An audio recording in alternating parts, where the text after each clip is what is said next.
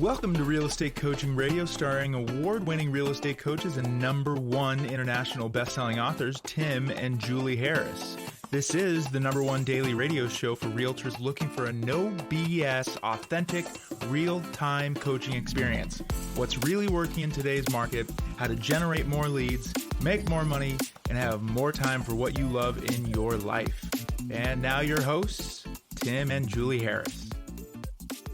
Welcome back. We've got a great topic for all of you today, and this topic is sponsored by fear. Yes, fear is today's show sponsor, and we're reacting to this based on some of the communication we've been receiving from a lot of you, and frankly, a lot of the other things that we've been seeing boil up in over on Inman, over on just different chat boards and whatnot. A lot of folks not understanding how to actually translate, and understandably so, by the way, because it is confusing, how to understand what inflation means, what a recession means, what stagflation means, what increasing rates mean, and how is it going to affect not just your real estate business, but your life in general.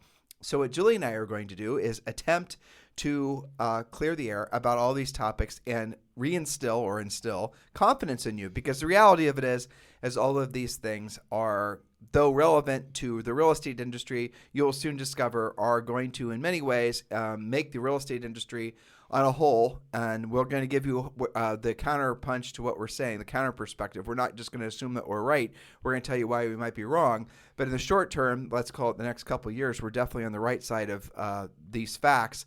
And so we're going to tell you why we might be wrong, but we're also going to tell you why the real estate industry, for the most part, resale-wise, not new construction, but why resale real estate is going to continue to be strong, almost because of some of the things that are happening.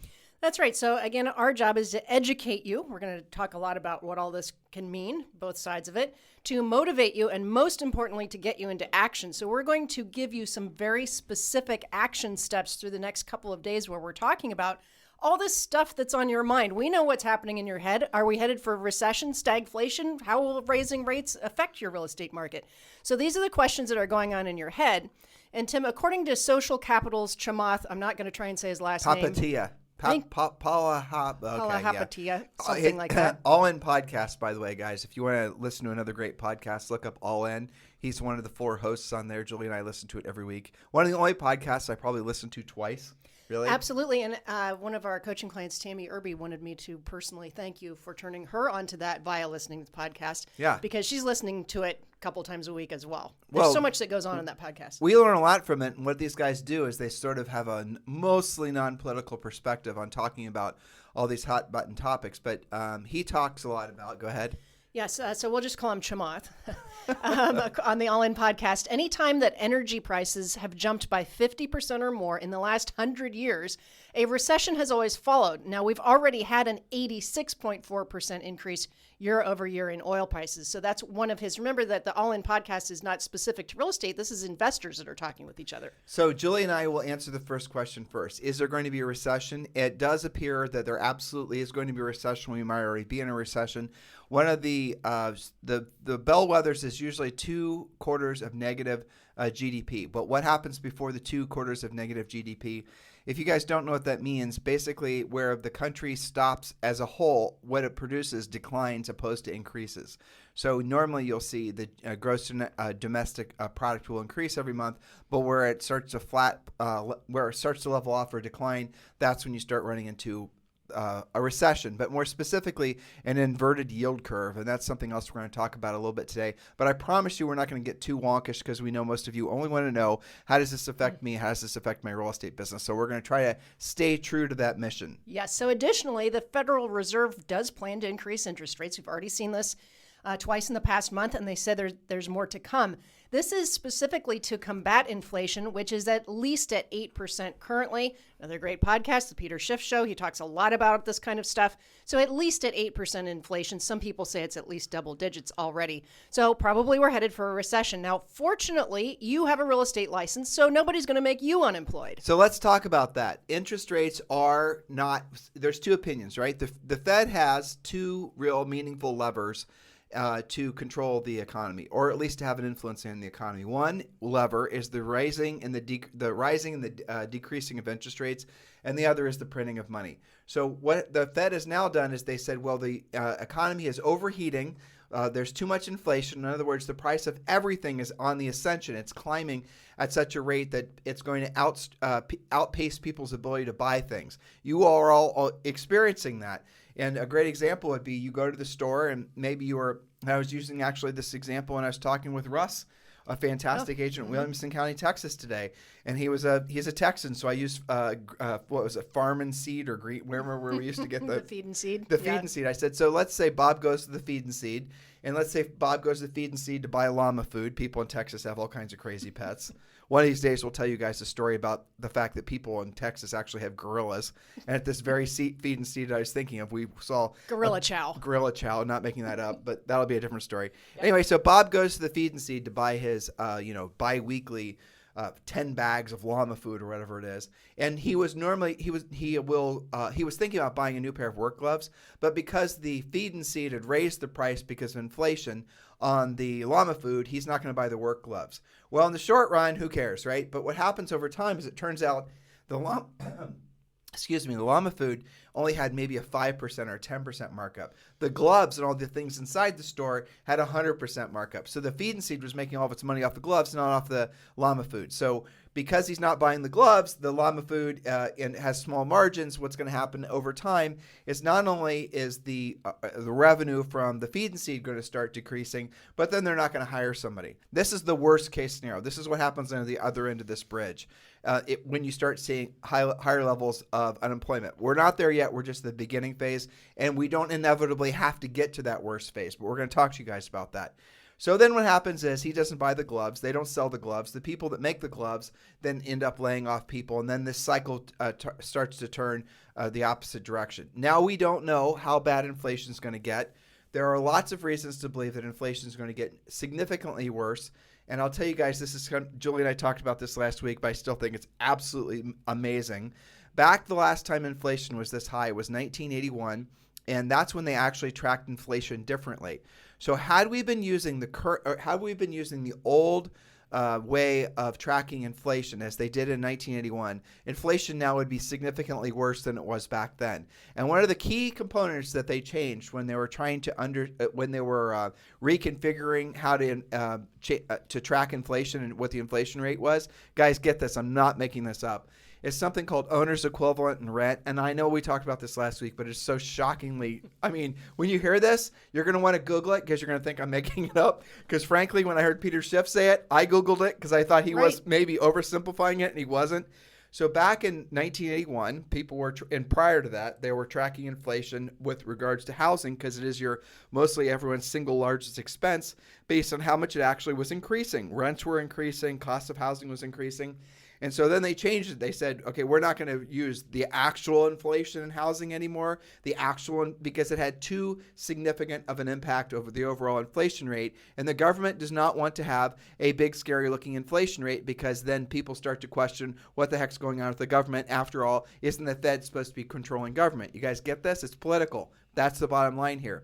So what they did is they removed that way of tracking inflation with regards to housing, and they put in this thing called owner's equivalent of rent.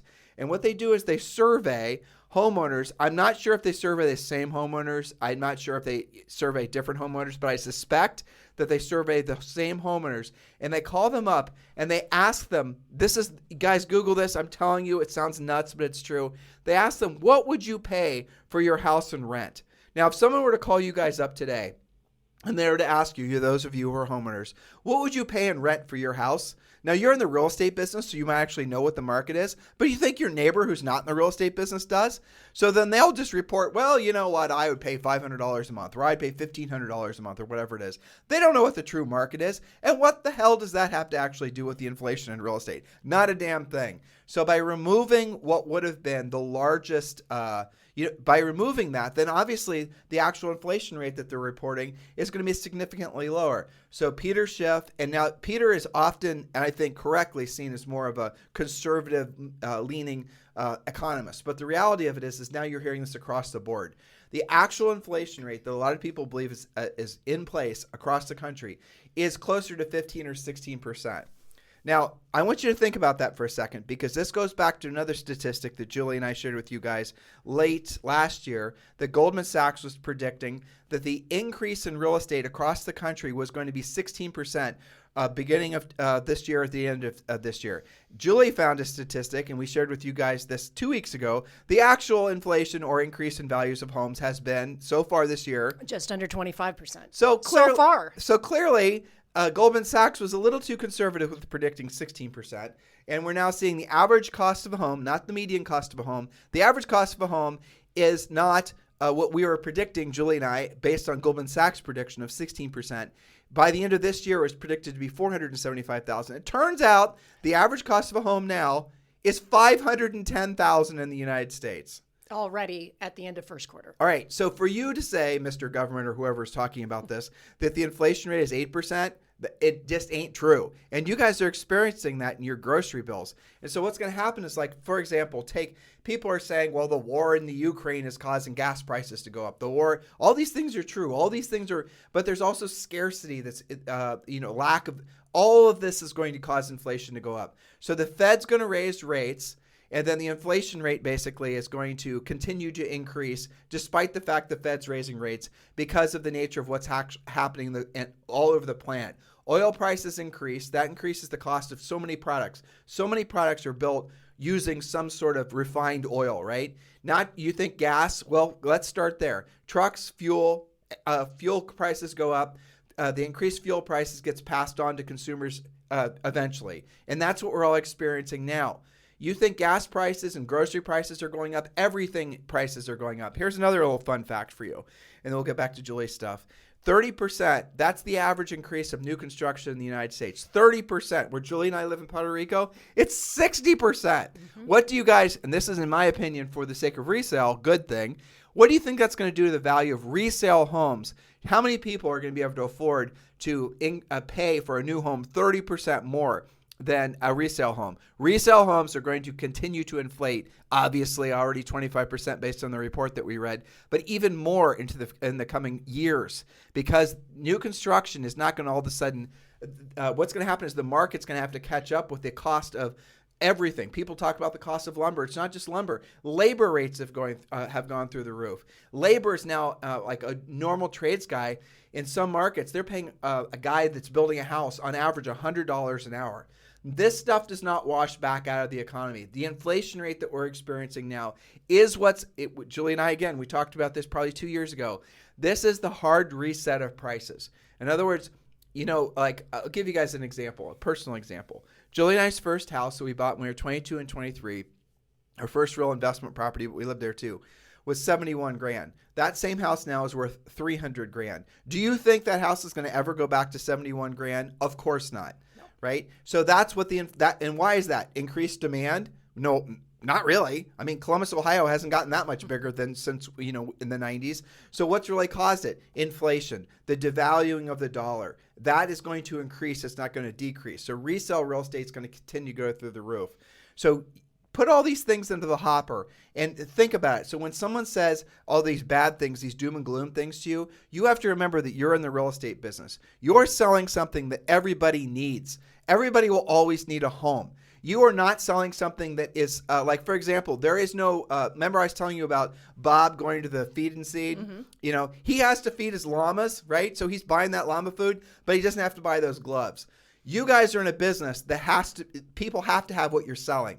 When you have to have what people are, when you're selling something that people have to have, you're in the right business. You are in the right business. So do not be fearful, because ultimately a lot of the fear mongering that's going on is intentionally designed to cause you to, did I not turn that stupid thing off? I did. It's causing you to actually go into a state of inaction. And we're going to talk more about that. So you have to be very mindful of what information you're ingesting. Because yes, this inflation, you're going to feel it in your pocketbook. You already are. You're going to feel it across all different, every place and everything in your life is going to increase in cost. But so is your commission. Yeah, but so exactly. Julie just brought up the most salient point. So Julie, let's talk about a lot of people are now, and this is I kind of find interesting. So like the Fed doesn't even use the word stagflation. Stagflation is something that's not supposed to exist according to modern economic theory. Yes, and this is not speculation. This is according to many different economists. Well, what is stagflation? It's what central banks fear the most because it doesn't really have a clear resolution to it. Stagflation refers to a toxic combination of rising prices, that's inflation, and negative gross domestic product. Tim just talked about that a second ago. That's the output of people making things in the country. And that combination creates economic stagnation. So that's, kind of a hot button, but nobody really wants to talk about it. Let's just drop something else in there. So stagflation basically is where costs increase and people's incomes don't increase along with costs. That is another element of stagflation. But a lot of people are fear-mongering over interest rates. So let's just cut through all the BS on that.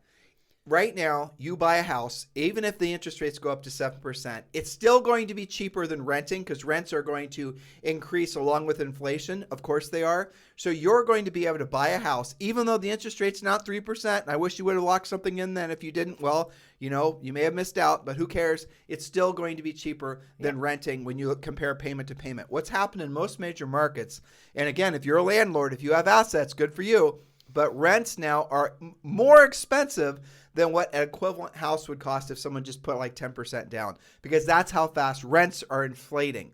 Now, will the interest rates continue to climb? There are two schools of thought on that, and I'll tell you what Julie and I's opinion is after having talked about this and thought about this for a long time.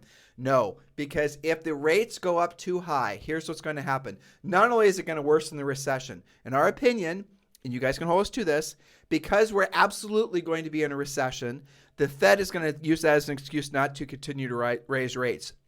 Remember, the two levers that the Fed has, raising and lowering rates and printing money. So if they see that, and their number one job is to basically prevent inflation, too late. So then they're going to try to prevent a recession, too late. So what they're going to do is they're not going to raise rates, because as they raise rates, and this is what's crazy, the government, since the start of COVID, has now gone into debt. We owe over $20 trillion.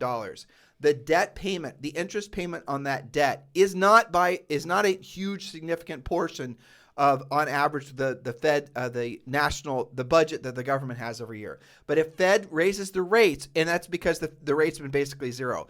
If the Fed raises the rates, when they raise the rates, they also raise the rates on the interest payments that they have to make. So they raise the rates across everything, including the interest that they have to pay on the outstanding debt that's owed on the national debt. And because that number goes from relatively insignificant, and as the rates if they were to climb in a significant way, then it goes to then adversely affects the government's ability to pay its bills because they have all these debt payments. And do you think the U.S. government's going to default on its debt? I don't think it is either. So then what's going to happen is they're going to have to go into some form of austerity, where they're going to start cutting back on benefits. Do you think the government's going to do that? Do you think all of a sudden people are going to start, if all of a sudden the government says we're not going to be able to continue to pay all these things, essentially entitlements, do you think there are any politicians going to say that? Neither do I. Nope. So then the next thing they're going to say is we need to raise taxes on everybody. Do you think they're going to be able to raise taxes in a meaningful way in order to basically offset? No, neither do I. So the only way to actually overcome what we're experiencing now is for essentially the country to get back to work and for us to essentially earn our way out of this. It's not going to happen any other way, but there's no politicians that are essentially talking like that. So if you guys are fearful of rates going up, remember the natural stopgap for that is a recession, and also the fact that the Fed's going to have to increase its debt payments. For that reason, Julie and I do not think that interest rates are going to go up in a meaningful way, because they can't. That's right. I do think they may inch up a little bit more before it stops, but I'm going to drill down that on a future point here as well. So what are you supposed to do about this? How are you going to be affected, and what should you do about it now? My note takers, get ready. So point number 1, monitor your mindset. We generally lead with mindset to get their brains, their heads screwed on straight. If you are spinning in a stew of negativity, uncertainty, and indecision, you are not going to get into action. That is a fact. So make the decision to create your own success by helping as many buyers and especially sellers in a shifting market. That is your prime directive. Helping people is what you lead with every day. So you've got to monitor your mindset. And related to that is point number 2, Keep yourself media free. Go on a dopamine fast. That's something that your all in guys call breaking up with media, going on a dopamine fast since you get a little hit of something. Ooh, we're totally going to steal that. That's awesome. I thought so too. So this is my first stealing of that. Hold on. We didn't get it from ON. Julie and I thought it up. That's right. That's a Rewind, Tim and Julie rewind. original. Copyright. That's right. So cut yourself off from anything except the most curated podcasts, like this one, which support your mindset, your business education, and other interests that make sense for you.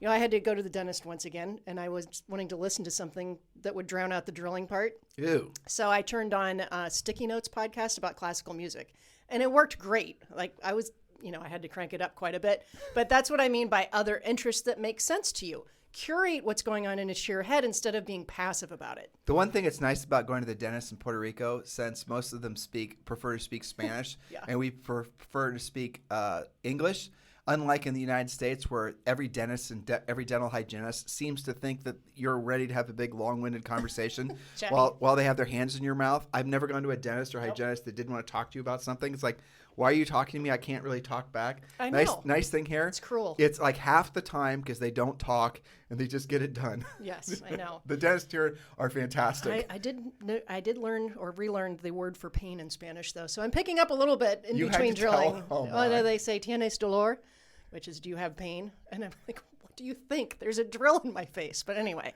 okay. Point number 3. No, está bien. Está bien. No, todo bien. What do the British say? Everything is tickety-boo.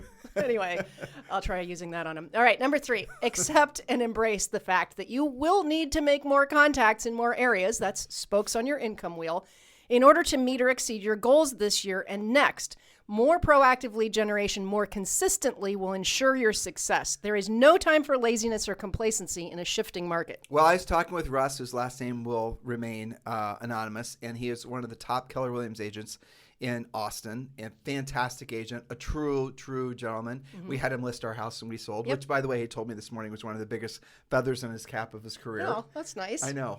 That's awesome. He doesn't know that we admire him too. So, right. But anyway, he was telling me that as far as the he was asking me what he thought he should be doing in his business, and it's what we never vacillate from this. Anything that does not lead directly to a paycheck in 90 days or less is probably complete and total bullshit. And we made a list in his business of the things that were not like that. And fortunately, he said we'd had this conversation prior, him and I. And so he actually had already cut a lot of the fluff out of his business, but he said he's prepared to have it again. And I said, I know I'm going to step on one of your upcoming points. All right, I'm not going to get to Julie's point. I won't ruin Julie's point number 5 because she wrote it really well. Let me get to 4. But I've just foreshadowed it. There you go. I like that. All right, point number 4. Stop leading every conversation with, did you see what mortgage rates are doing? 25% of transactions in the past year were all cash. Why is that? Well, inflation creates equity, doesn't it? So stop focusing on the wrong thing. Everyone else buys based on payment. So if that means that your buyers spend $50,000 less than they would have, that's up to them, not up to you. Lenders will react, and they already are, by reviving the 80-10-10 loan, 5-1 ARMs, 3-1 ARMs, that's adjustable rate mortgages. They keep rates lower in the first few years of the loan. And I'll tell you, the other thing that's already started happening is that buyers are voluntarily buying their own rate down and locking it in. So I personally don't think, I know unless you've done homework on this, and you have. Okay, so you have, and for sure lenders are starting to come out with ARMs again. Yep. So the nature of the ARMs, though, are not going to be like they were during the housing bubble because the fact the Dodd-Frank thing and all that changed it. I know. So, yeah, and also the credit requirements are a lot different. By the way, tomorrow or the next day, we're also going to talk about why, again, because we have to remind all of you, because a lot of you are listening to us for the first time, why there will not be a housing crash. Right. I have had numerous conversations with people trying to deprogram them out of the belief that it's going to be a housing crash.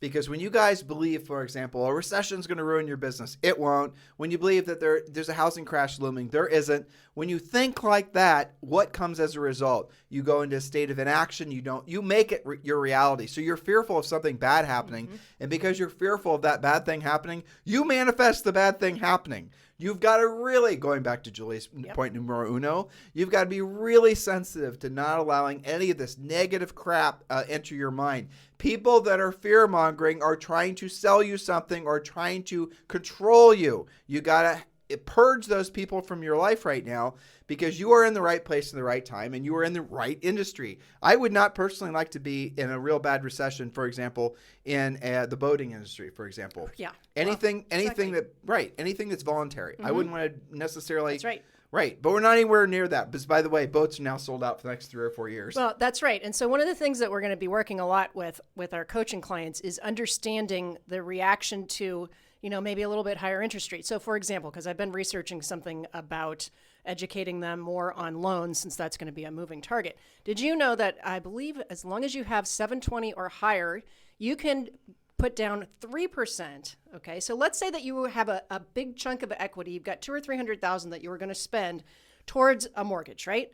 Well, maybe instead of spending it on your down payment, you spend some, not all of that money, on buying down your rate and locking it in so that you have a better payment. You make a smaller down payment. You use the money to buy down the loan. So the rate. Julie Harris, most of them have no idea what you're talking about, right? That's why I'm going to do a podcast about it. Yeah, because you guys don't know what she's talking about because many of you weren't in the business back in the day. And this is what builders are also going to try to do. Mm-hmm. They're going to, because of the fact that they have to offset your monthly payment, even though they know the house is more expensive, they're going to throw money at the mortgage to try to buy the rate down. So you qualify for that payment. Right. But if there's a 30% disparity between essentially a perfectly livable resale house and a new construction home, that gap is going to be too big to fill, especially with the average sale price being $500,000.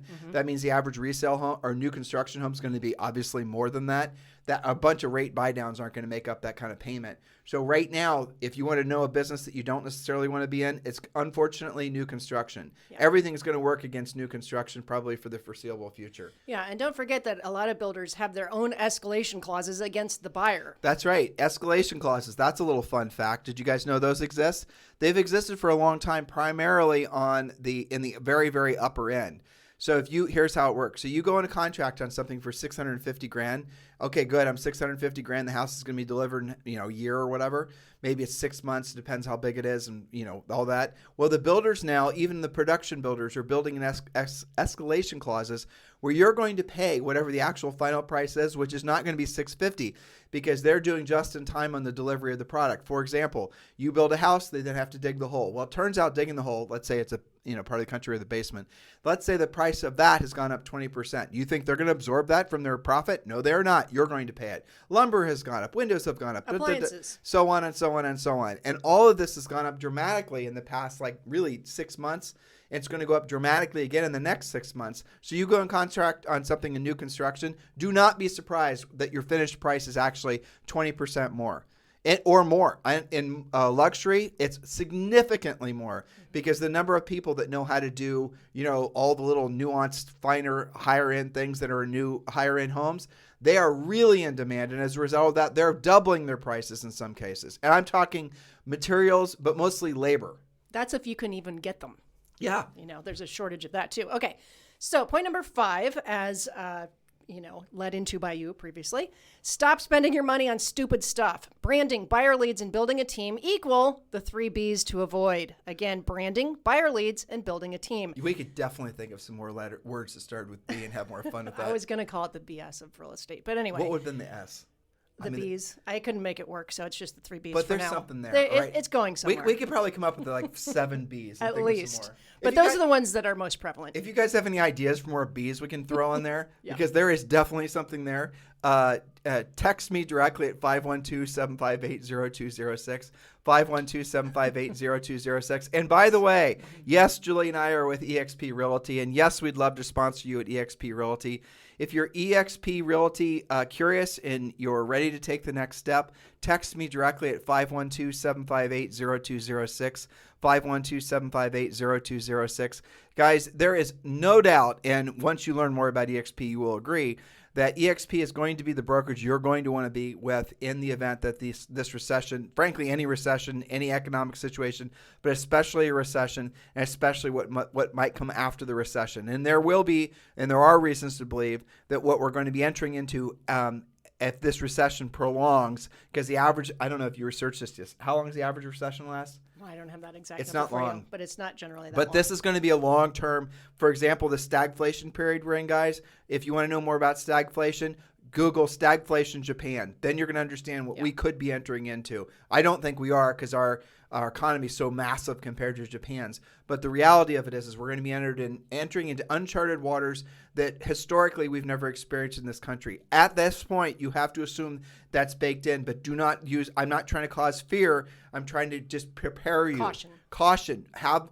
Realize that if you're, for example, doing these 3 Bs, you're probably going to want to hit hard reset on that thinking. But ultimately, you have to choose a brokerage to be with. And Julie and I would love to have you guys consider us to be your sponsors at eXp Realty. Text me directly at 512-758-0206. Yes. So again, the point here, stop spending your money on stupid stuff. Unless you can definitively show a profit as a result of your expenditure, stop speculating immediately. Doing more of what doesn't work will just make you broke faster. Effort results, effort results, effort results. If there's not a direct result from your effort, stop doing it. Anything that's speculative. Well, Julie, I'm going to keep on doing this branding exercise because I'm going to keep on doing a bunch of these videos. I'm going to keep on doing all the rest of it because I was told by marketing experts that if I build my brand, okay, you guys, there's a new term for that. It already stinks. What? Tracking your vanity metrics. Oh, that's actually not a new term, but it's awesome. But it describes what it is, right? That's a point for tomorrow. But anyway, stop spending your money on stuff that you can't track.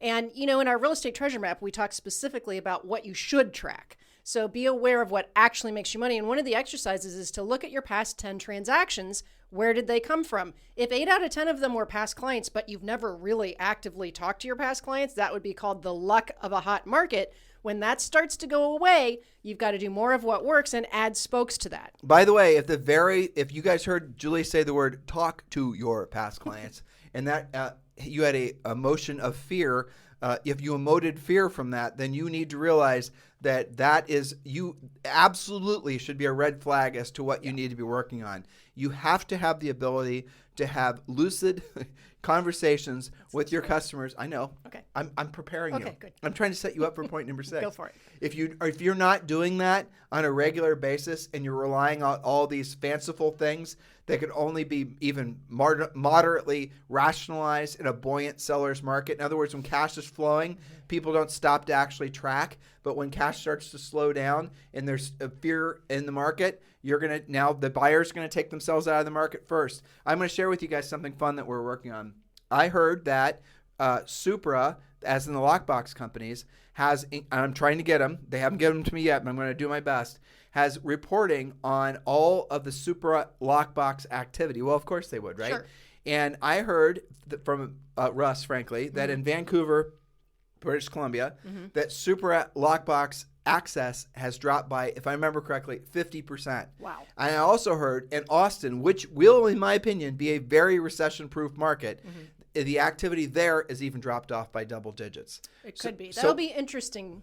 So what's happened? Because rates rose, because buyers felt uncertainty, because they felt fear, they hit the pause button and they took themselves out of the market. Russ also told me in Austin, Julie and I have properties in Austin, so we pay attention to it. He also told me that he's hearing anecdotal feedback from other agents that guess what? Listings are staying on the market more than 22 seconds. That things are becoming harder to sell. That agents are now trying to figure out, well, what the hell is a price change and how do I do it?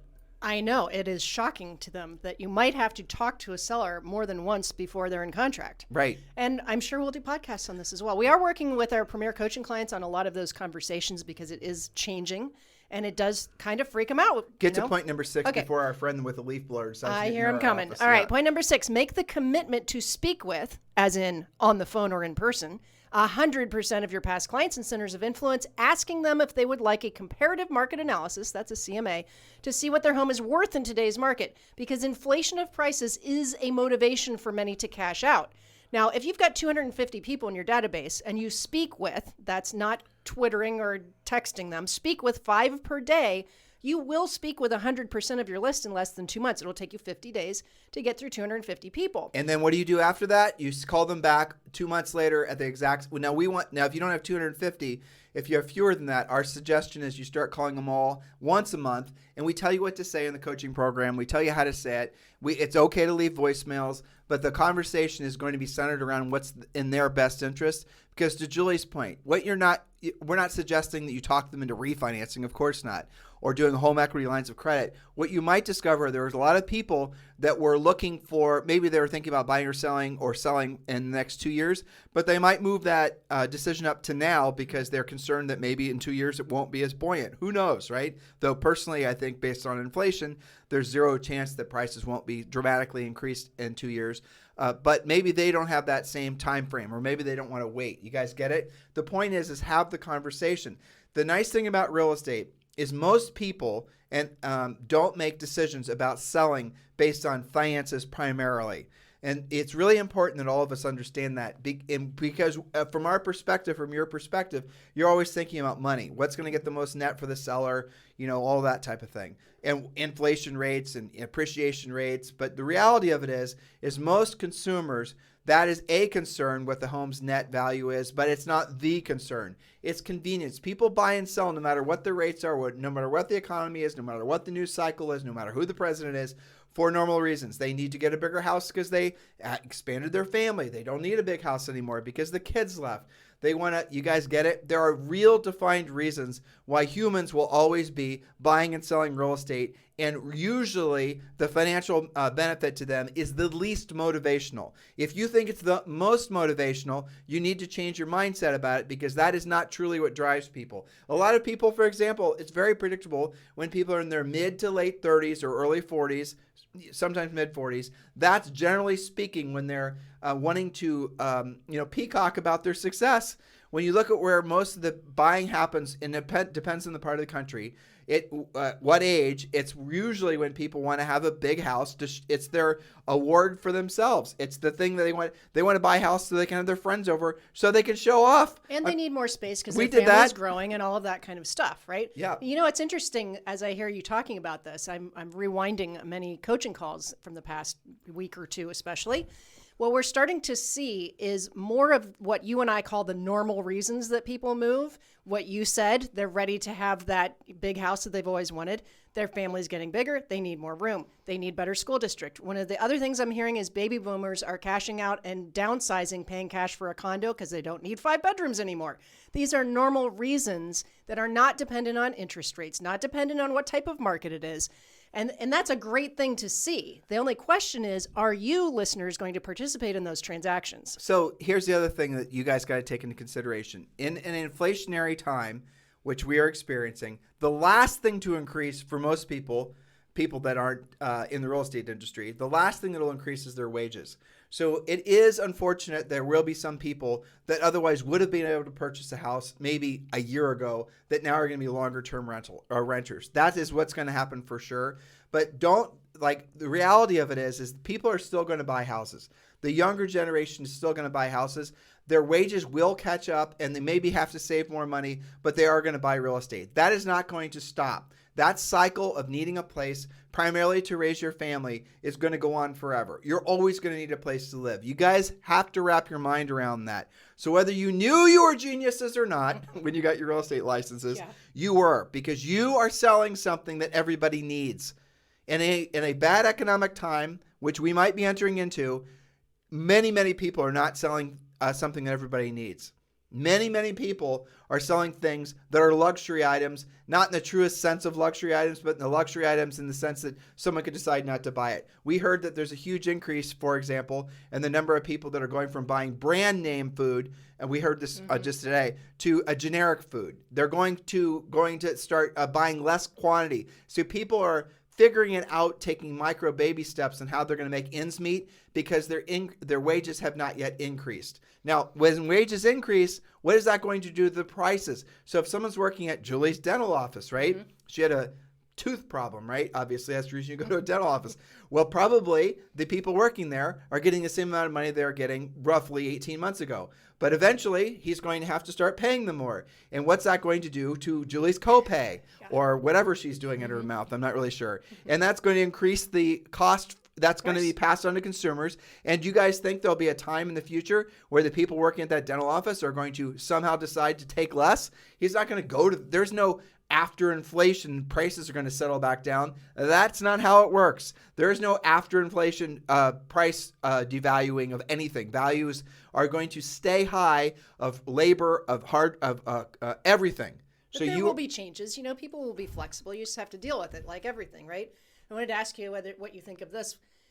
Our local gas station has decided to only stock the cheap gas, no premium anymore. Is that because they're paying they don't want to spend it, then people weren't buying it? So that's a change. It's not that you're not going to get gas, but you're going to be. But that's a really good observation. So let's rattle that back. So why aren't people buying it? So let's assume the premium gas is not available for the gas station to actually sell, because if he had it, it's because the refineries, probably because what's happening in the Ukraine to some extent, probably because for some mostly social reason, we're not actually creating our own energy in the United States. Right. So they have to decide, are they going to produce a product that's going to appeal to more people or fewer people? And obviously the lesser expensive gas is. But the real reason is because the cost of the regular gas now is probably more, most certainly more per gallon or liter, because we're in Puerto Rico, than the cost of premium fuel 90 days ago. And so this is an example of substitution. So people, it's for, you read that really amazing article on Doritos or whatever, right? Same size bag, fewer chips. I know. I was having my normal breakfast of Champions Diet Coke this morning, and I alternate with coffee because it's hot out. I wanted a cold Diet Coke, and I picked it up, and I swear to you, I got to research this. It felt like there was less in it. Well, I know you can do 8 ounce versus 10 ounce or 12 ounce, but I don't know. Now I'm suspicious of pretty much everything, because I get the whole substitution thing. There's lots of different things, but I think that part of that is giving grown humans some credit for doing workarounds. Don't bounce off that. I'm going to give you an example. You said Diet Coke, of which you and I both have empty cans in our hands in front of us, right? So do you know what percent of, let's use wine, for example. Yeah, but this is an example of how technology fills in the gap. What percent of this Diet Coke is water? I think it's like 80 or 90%. It's like 80 or 90%. Yeah. Okay, what percent of wine is water? Probably most of it. Exactly. Yeah. So most of everything so when you are essentially bringing in Diet Coke and you're bringing in wine, all you're really doing is bringing in something that's in essence free, that's already in your house. You're buying water. Well, there's this technology that's coming out called 3D printing. Don't get this all convoluted in your head. I know it sounds confusing, listeners. I had to research it too, and I had to explain to Julie 10 times because it doesn't make sense. Yep. But you can actually 3D print beverages now. You can 3D print wine now. There's going to be several companies that are making machines that are going to make it so that you can, in your home, put water in the machine, then you have to buy the little different enzymes and all the different things, and then you can actually make your own beverages at home. Now, why is that going to be huge? Unbelievable, off the charts home run, because the cost of bringing in canned, Coke and all the rest of it and wine is going to go through the roof. So people are going to look for a natural substitution. Now, here's a cool thing. Assuming that's a good product that makes great beverages, why the hell would you ever go back to buying canned anything? You won't. You're now going to basically make it in your own house, and so will everyone else. So during times like this, what it squeezes out are people's complacency towards just, why do I need to make Coke in my house? I'll just basically, why do I need to make it in my house? I can just buy it. Well, when there's times of inflation, what it does is it causes people to look, they don't want to give up what they're used to having, but they look for substitutions. That in itself creates new opportunities and allows new evolutionary thoughts to start emerging in people's brains. So maybe, for example, Julie and I had the idea of making a 3D printing beverage machine. We'll figure out, hire the best top-notch scientists. We'll create something that's unbelievable. Everyone in America will put it on their countertop. It'll cost $300. We'll make recurring revenue from the widgets that they're buying to put inside the thing. Well, then I take it to an investor, and the investor goes, dude, they can buy a can of Coke for 25 cents or whatever from Costco. Why the hell would they want to basically go through all this hassle? Well, you guys get it? There's no room for evolution, or there's no room for, not evolution, but really any sort of opportunity for new businesses to emerge when the existing paradigm doesn't permit it. But when there's times of changes like this, recession, depression, rising interest rates, unfortunately wars, pandemics, look how much the pandemic changed the world. Then all of a sudden, nature abhors a vacuum. So when there's a vacuum, when there's an opening, new technology, new ways of thinking will enter in. It's incredible. This is the reason ultimately when you go through times like this, the worst thing for you to do is be sucked into the fear mongers. Because when you do nothing. And when you do, all of a sudden colors don't seem bright. You know, everyone you're surrounding yourself with is also looking for a staircase to hide under. We're just going to wait it out to see what happens next. That's not really the true mindset any of you should have, especially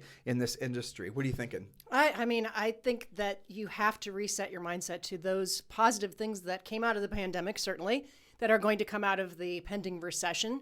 And, look at it for what it is. I mean, the people, and we keep on going back to mindset because there are people that are like, oh, well, this is going to spell a real estate crash. Well, guess what? Foreclosures are less than 1% right now. Everyone has equity. Let's wait. And everyone has great credit. We'll talk about that. But there is no real estate crash. We've talked about this on the podcast. There is no real estate crash in the cards. And I will tell you how we know this to be sure, because Julie and I, when 07 happened, 07 and 08, fortunately, we meandered into some relationships. We leveraged our relationships inside National Association of Realtors. And you guys can go back and research this. They're floating around the internet somewhere, I'm sure. We're working with the FDIC. We worked with Fannie Mae. We worked with Freddie Mac. We worked with some of the largest everybody's who were in that distressed property space, because we were the first to market with a national short sale product, training agents how to do short sales. And this was before there was an actual system to do short sales. Yeah. So all of those relationships that we still have, Julie and I frequently talk with them. We ask them, are you guys seeing any reason to believe there's going to be any sort of return to a distressed market? And all of them said, here's what they honestly say. They say, we wish, because that was our industry. Yeah. We know how to do it better than anyone else. But no, there's not going to be. There's absolutely no reason to believe there's going to be any sort of precipitous drop in housing prices, let alone a housing crash. So if you're using the excuse to, personally not purchase a home or purchase your next home because prices are going to fall, they might in your market. I don't know your market, right? Every market's different. But for the most part, that isn't going to happen. It's not baked in, even in a recession, even with inflation. All this stuff is new to all of us. If Julie and I definitely didn't get all of our facts and figures right, we are trying. We're learning on the job, as most of you guys are. But here's what I hope your big takeaway will be. As Julie promised at the top of today's show, we wanted to educate you. We wanted to motivate you. And ultimately, you have to get into action. The action is your highest and truest purpose on this planet is to be profitable. Is to help be of people. Yes. Is to be of service to other people. That is ultimately your highest, truest purpose on this planet. What's going to make you feel motivated is knowing that you can help people even though they're being fearful. That comes from your education. So open your mind to the possibilities. Don't get sucked into all the people that are looking for the staircase to hide under. You are in the right place at the right time. Now, it's important for you to take the right actions, and hopefully we directed you in the right way. Ooh, that was 4 rights. That was pretty good. Very good. All right, Excellent. So if we can do 4 rights, we ought to be able to do like 6 P's. You mean, and some more B's. B's, that's right. That's right. So thank you for keeping this number one listened to daily podcast for real estate professionals in the United States. Already this year, we've had close to 2 million downloads and listens. It's fantastic. This is going to be a record year for this pod. It's all because of you guys, honestly. You guys say, well, I get so much from your podcast. Well, you do, but then what do? Those of you who have any sense of humanity. For the love of God. For the love of God. You then share the podcast with other people. So please do that. Share the podcast with at least 3 other people that you know. Send a link to it, talk about it, just do whatever you can to help us get the word out. And then also do like us on, and leave some comments on YouTube. And also, if you're listening to us on your actual podcasting listening widget, leave us a 5-star review. Don't leave us a 4-star. Leave us a 5-star, and then leave in comments why you like the show. iTunes, Stitcher, whatever your, Spotify, doesn't matter where you listen to us. But thank you for keeping this number one listen to daily podcast for real estate professionals in the world. Now, guys, get to work. Stop looking for reasons not to work. Stop looking for reasons to be complacent. This is your market if you choose for it to be. Have a fantastic day. We'll talk with you on the show tomorrow.